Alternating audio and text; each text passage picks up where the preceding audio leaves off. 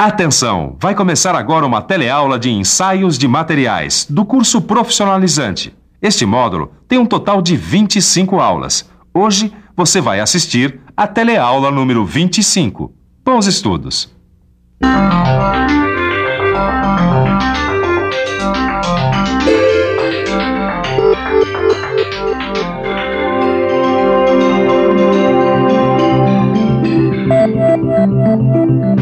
Na última teleaula, você viu que os tubos fabricados aqui nessa indústria passam pelo ensaio de raio-x. Deu para você perceber que durante o ensaio de raio-x, aparentemente, não acontece nada, porque as radiações emitidas não são visíveis. E é aí que mora o perigo. Como a gente não vê e não sente, a radiação pode prejudicar o nosso organismo sem a gente perceber. As radiações gama são tão perigosas quanto as radiações X. E isso é uma das coisas que a gente vai ver na teleaula de hoje. Na teleaula de hoje, você vai conhecer os equipamentos que produzem o raio gama. Vai ver como é feito um ensaio por raios gama.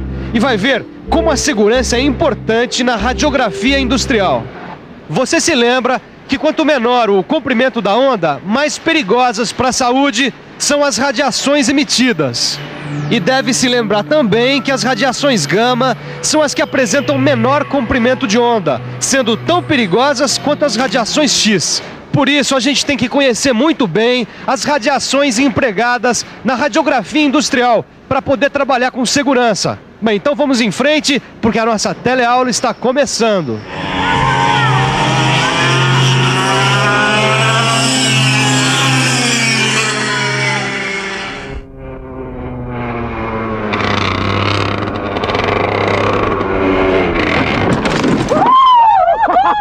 Edgar, muito bem! Terceiro lugar tá ótimo pra gente! Ô, Neuza, eu também acho! Bom, hoje foi a última corrida do campeonato. Eu e a Neuza ganhamos um pontinho aqui, outro ali, o que pra nós já tá ótimo, porque nós estamos começando agora, hein? É, mas a gente ficou craque mesmo foi em ensaios de materiais, porque a gente acabou conhecendo praticamente todos. Espera aí, Neuza, ainda falta conhecer o ensaio por raios gama. Claro, Ed, então vamos indo, porque para conhecer o ensaio por raios gama, a gente precisa relembrar alguns conceitos. Os raios gama são ondas eletromagnéticas originadas por isótopos instáveis. Os isótopos usados na radiografia industrial são artificiais. Os mais usados são o cobalto 60, o irídio 192, o césio 137 e o túlio 170. Olha, Edgar, uma das unidades que mede a atividade de uma fonte é o becquerel ou ainda o Curie. Um Curie equivale a 37 bilhões de desintegrações por segundo e o becquerel, uma desintegração por segundo. Essas desintegrações provocam a queda de atividade de um isótopo. Meia-vida de um isótopo corresponde ao tempo necessário para a atividade de fonte chegar à metade do seu valor inicial. Ô Caio, a gente tem que levar em conta o decaimento da atividade do isótopo, porque isso afeta as condições do ensaio. Ué, como assim? Veja só, essa radiografia tem qualidade e nitidez. Para ela foi usada uma fonte nova de irídio 192 com 6 minutos de tempo de exposição. Pois muito bem, se daqui a 30 dias nós tivermos que radiografar esta mesma peça... A gente vai ter que ter as mesmas condições que no ensaio de hoje. Exatamente. Vamos dar uma olhada aqui no gráfico de decaimento do irídio. Aqui embaixo a gente tem o tempo em dias e aqui a atividade percentual. A gente sabe que a meia-vida do irídio é de 75 dias. Então, depois de 30 dias, sua fonte terá reduzida a intensidade de emissão e, para compensar, o tempo de exposição vai ter que ser maior, porque em 30 dias a emissão da fonte cai de 100% para 75%. Quer dizer, em outras palavras, para descobrir qual o tempo de exposição após 30 dias usando a mesma fonte, é só estabelecer uma relação inversamente proporcional, porque com a diminuição da emissão da fonte, o tempo deve ser aumentado. Fazendo os cálculos, a gente descobre que ele deve ser de 8 minutos. Num equipamento para raio-x, é possível gerar ondas eletromagnéticas de diversos comprimentos. Já os isótopos emitem radiações específicas, tanto quanto à quantidade de energia, quanto ao tamanho da onda. Essas diferenças a gente percebe comparando os ensaios de raio-x e raio gama. Vamos conversar aqui com o engenheiro Décio para saber mais diferenças entre os raios X e raios gama. No raio-X, a radiação cessa quando o equipamento é desligado. Já com a fonte de raio gama, isso não acontece. O isótopo emite radiações continuamente e por isso deve ser guardado em uma blindagem.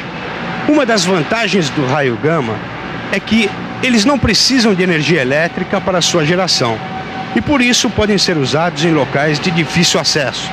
Outra vantagem é que os equipamentos de gamografia são mais simples. Eles têm um custo inicial mais baixo e requerem um menor custo de manutenção. Pois é, obrigado, engenheiro Décio. Pois é, a gamografia, ela pode ser usada em qualquer atividade industrial onde o raio-X também pode ser empregado. Aqui nessa tabela, a gente pode ver a equivalência entre raios-X e raios gama. Ela serve como referência para a escolha do isótopo em função da espessura da peça e das características do equipamento usado. Assim, o Césio 137, por exemplo, tem energia de 0,66 megaelectrovolt, que equivale ao raio-X produzido por equipamento com 500 kV e tem uma penetração de 20 a 80 milímetros para o aço. Bom, agora está na hora da gente conhecer o equipamento para o ensaio por raio gama. Caio, esse é o aparelho irradiador de raios gama. Ele é composto basicamente de 3 partes: blindagem, mangote e os comandos. Eu acho melhor você me mostrar o equipamento inteiro, Silva. Então vamos lá. Aqui a gente tem o cabo de controle, o mecanismo de acionamento, o indicador da posição da cápsula radioativa, o cabo de guia da fonte, a cápsula radioativa, que nesse caso está vazia, a blindagem protetora, o mangote e os comandos. A blindagem serve para absorver a radiação emitida continuamente pela fonte, mantendo a parte externa em padrões aceitáveis, seguindo normas internacionais. Ela é fabricada em urânio exaurido, que é um átomo estável, ou chumbo, e a estrutura externa é em aço inoxidável. O mangote é um tubo por onde será conduzida a fonte radioativa da blindagem até o ponto determinado para irradiação. E os comandos permitem o acionamento e o controle da fonte. Através desses acionamentos, a fonte radioativa vai para fora da blindagem pelo mangote. Após o tempo de exposição, a fonte é recolhida à blindagem. Bom, agora eu quero ver o ensaio, Silva. Só que antes você vai ver a preparação do ensaio, tá? Nós vamos fazer o ensaio nessa peça aqui. Ela tem 300 por 250 por 20 milímetros de espessura. Agora, considerando o reforço no cordão da solda, a espessura é de 25 milímetros. Já sei. A primeira coisa a determinar é o tempo de exposição, né? Exatamente. O tempo de exposição é determinado pelo gráfico específico para cada isótopo. O gráfico relaciona o fator de exposição com a espessura da peça e a densidade radiográfica requerida, fixando alguns parâmetros como o tipo de filme, a tela intensificadora e as condições de revelação. Entre os isótopos radioativos, o irídio pode ser fornecido em forma de pastilha metálica e o césio só é fornecido em pó. Então a preferência irá recair sobre o irídio 192, pois em caso de acidente, o risco de contaminação com o césio em pó é muito maior. Bom, então nós vamos fazer nosso ensaio com o irídio 192, né? A nossa fonte será colocada a 70 centímetros de distância do filme, pois essa é uma distância que tem trazido bons resultados. Nós vamos usar 2 de densidade radiográfica. Tá? Agora tem uma coisa, Caio. Toda fonte tem uma documentação que a acompanha desde a sua produção. Aqui. É, exatamente como essa. Pois bem, a documentação nos diz que a fonte está com 75 dias. Se a fonte do irídio 192 tem a atividade inicial de 20 mil milicurri, a gente tem que determinar a atividade atual da fonte. Veja que a fonte com 75 dias tem atividade de 50% em relação à inicial. Logo, a emissão da nossa fonte é de 10 mil milicurri. Agora, preste atenção na curva referente à densidade igual a 2. Cruzando a espessura total da peça, que é de 25 milímetros, a gente vê que o valor do fator de exposição é de 90. O fator de exposição a gente consegue com essa fórmula. Fator de exposição é igual à atividade da fonte em milicurri vezes o tempo de exposição em minutos, dividido pela distância fonte-filme em centímetros ao quadrado. Tudo bem, Silva. Só que a gente ainda não conseguiu descobrir qual é o tempo de exposição. Você tem razão, só que agora ficou fácil.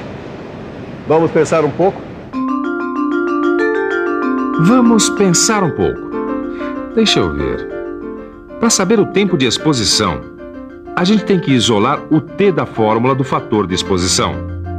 Fazendo as substituições, o tempo de exposição tem que ser de 44 minutos e 6 segundos.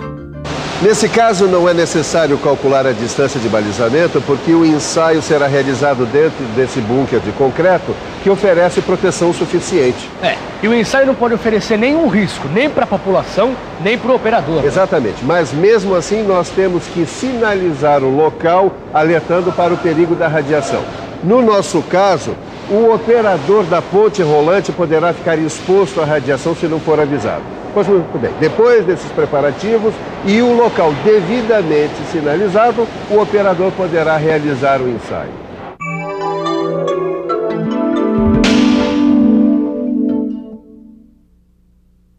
Primeiro, o operador tem que montar o chassi. Esta operação é feita no escuro. Depois tem que colocar a peça, o chassi montado, o IQI e o irradiador na posição correta. Do lado de fora do bunker, o operador aciona os comandos do equipamento para iniciar a exposição. Depois disso, recolhe a fonte e o irradiador. O filme é revelado e analisado no negatoscópio. Aí está a radiografia por raios gama. Chegou a hora da gente falar sobre proteção radiológica.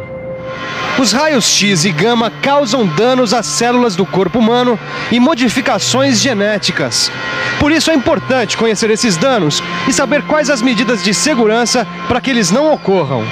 No Brasil, o órgão que determina e executa a política de radioproteção é a Comissão Nacional de Energia Nuclear. E a dose máxima permissível de radiação que trabalhadores e público podem receber foi estabelecida pelas normas internacionais de proteção radiológica. Agora, Décio, como é que eu controlo a dosagem de radiação que o operador está exposto? Bom, esta dosagem é controlada por um dosímetro pessoal, que é enviado mensalmente para um instituto especializado nesse tipo de leitura. Os operadores também são submetidos semestralmente a um exame médico específico. E além do controle individual, existem na área dosímetros para controle do ambiente. E esse aparelhinho aqui, que parece um bip de médico, é um dosímetro pessoal. Ele é um detector individual de bolso que mede as doses de radiação que o operador recebeu ao longo de um mês de trabalho, porque as doses de radiação estão sempre relacionadas ao tempo de exposição. A intensidade da radiação diminui na proporção inversa do quadrado da distância. Por isso, na radiografia de campo, a distância de balizamento precisa ser rigorosamente respeitada. Em lugares fechados ou com equipamentos estacionários, o lugar onde a peça vai ser exposta precisa ser confinado e blindado com chapas de chumbo ou paredes de concreto, para que a radiação permaneça em níveis aceitáveis. E atenção, se liga aí que é a hora da revisão. Na teleaula de hoje, você relembrou alguns conceitos da radiografia industrial e fez a comparação entre os ensaios de raio-x e gama. Conheceu os equipamentos do ensaio por raios gama e viu que o ensaio precisa de uma preparação. Viu como é feito o ensaio por raios gama e, finalmente, viu como funciona a proteção radiológica. Hoje nós chegamos ao fim do módulo de ensaios de materiais. Foram muitas corridas, muitos ensaios destrutivos e ensaios não destrutivos. Agora é hora de fazer todos os exercícios da última teleaula e fazer também uma revisão geral do módulo para ver se ficou alguma dúvida. Até a próxima. Tchau, hein?